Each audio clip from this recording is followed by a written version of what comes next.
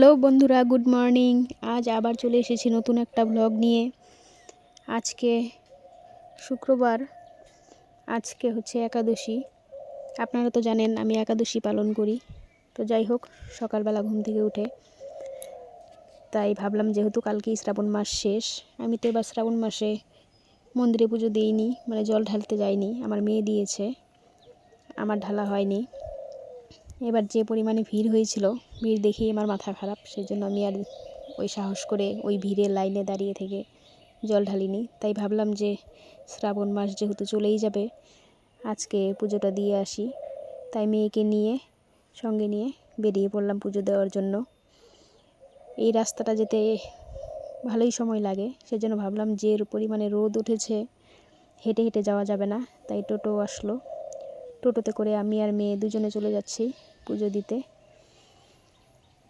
প্রচণ্ড গরম, সকাল থেকেই প্রচণ্ড পরিমাণে রোদ।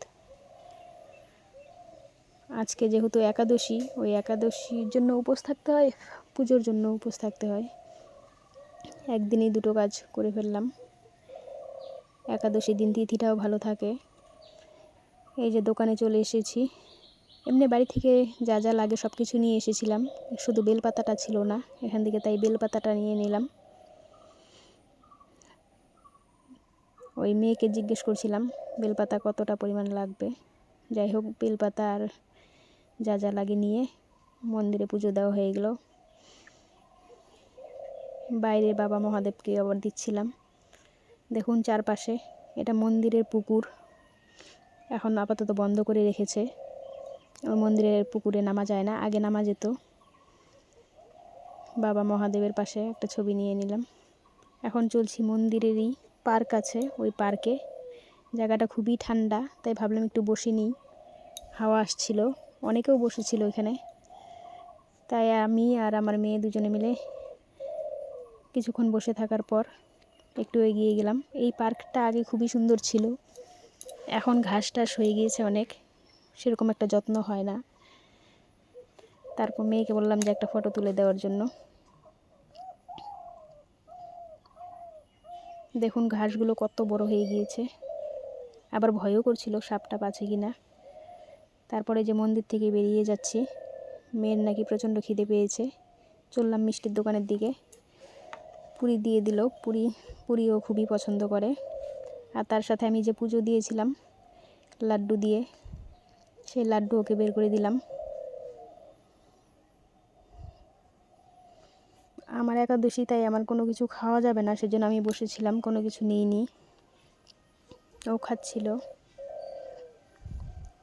তারপর এখান থেকে ওরও যেই খাওয়া হয়ে গেল, একটু বাজারে গেলাম, কিছু ফল কিনলাম সারাদিন খাওয়ার জন্য।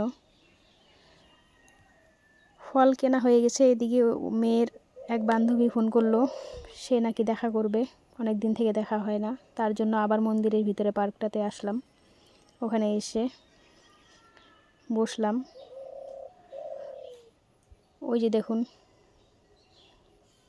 আরও লোকজন বসে আছে যারা মন্দিরে পুজো দিচ্ছে।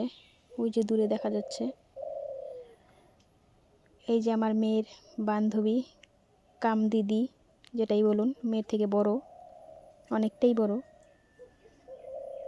বন্ধুত্বের মতো সম্পর্ক। ওর বাড়ি কিছুটা দূরে, আমার বাড়ি থেকে 2-3 কিলোমিটার। তো যাই হোক, ও এসেছে, অনেক দিন থেকে কথা হয় না আমাদের সঙ্গে দেখা করতে। ও আবার সঙ্গে করে একটা স্প্রাইটের বোতল নিয়ে এসেছে, যেহেতু এত গরম বলছিল কাকিমণি খেয়ে নাও, তাই আনলো, সবাই মিলে ওটাই খেলাম।